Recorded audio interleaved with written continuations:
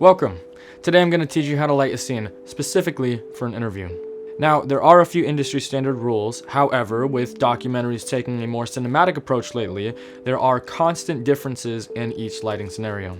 However, today I'm going to teach you a fairly simple and generic lighting technique called 3-point lighting. Now, as the name implies, you will need 3 lights to create this effect. Now, the 3 lights you'll be using to create this effect are your key light, your fill light, and your backlight, also known as a hair light. Now, there are multiple different ways you can go about doing 3-point lighting. There are some general standards where you have your subject do 2 45s, 45-degree angles away from them, and that's where you place both of your lights, your key and your fill, either side, and then you have a backlight behind your character or subject. However, it is always various between different settings and really what the director wants. In this case right now, I have my key light right here off to the right of me, to the left of the camera.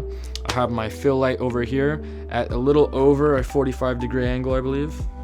It's basically a 45-degree angle. And then I have my backlight back here off to the side, a little bit behind me, mostly parallel with me, and it's giving off this just a bit of an effect. It's mostly hitting the wall.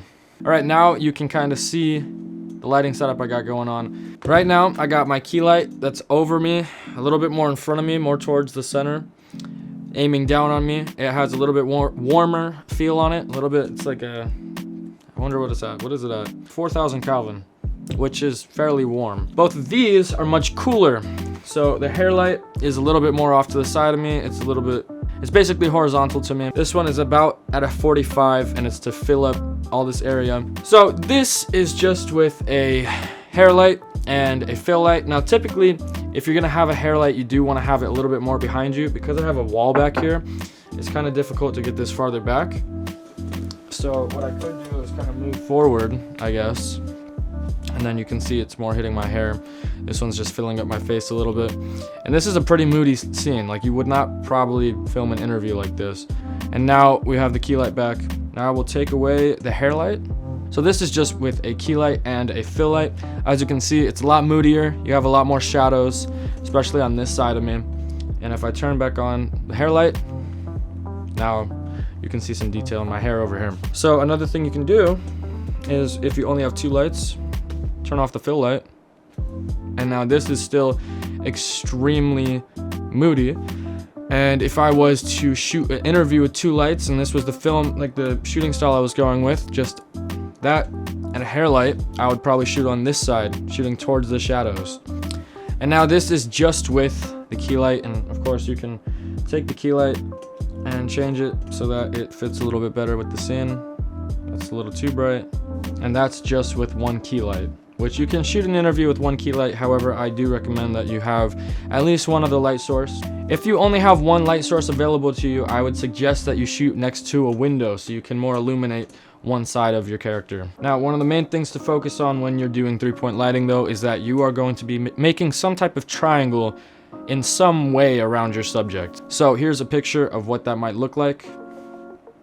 And as I said before, you can have your subject hold out 2 arms at about 45-degree angles and place a light at each one of those. Have one a little bit brighter, one as the fill, and then shoot on the side where the key light is. If you're trying to have an interview be a little bit more moody, you're gonna want to shoot into the shadows. And if you don't want that, then you're gonna shoot into the light. In this case, I have a lot of light surrounding me right now, so I am very well illuminated, very well lit, a very even balance right now.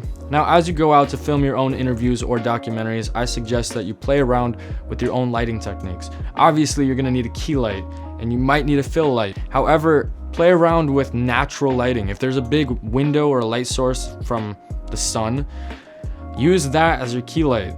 And then have like some other bouncing fills that will bounce back at you. Now what you can do is you can take your lights and you can bounce them off the wall at your subject.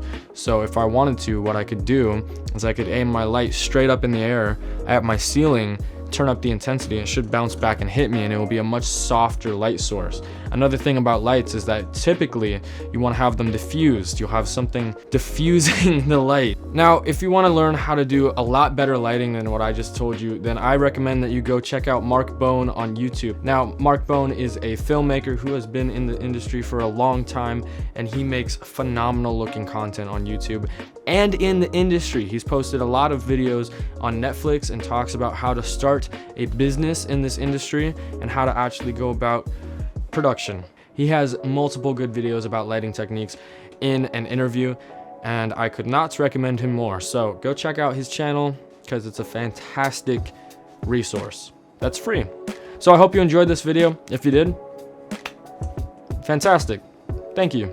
I appreciate that. Now go out, test these for yourself, and have a good day.